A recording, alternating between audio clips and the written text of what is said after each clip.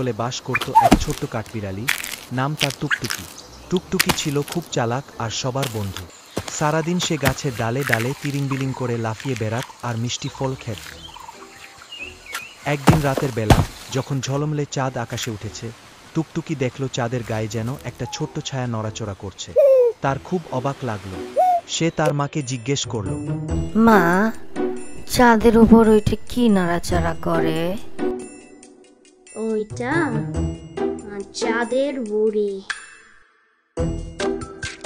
টুকটুকির খুব ইচ্ছে হলো চাঁদের বুড়ির সাথে দেখা করা। সে ভাবল, ইস, চাঁদে যদি যেতে পারতাম।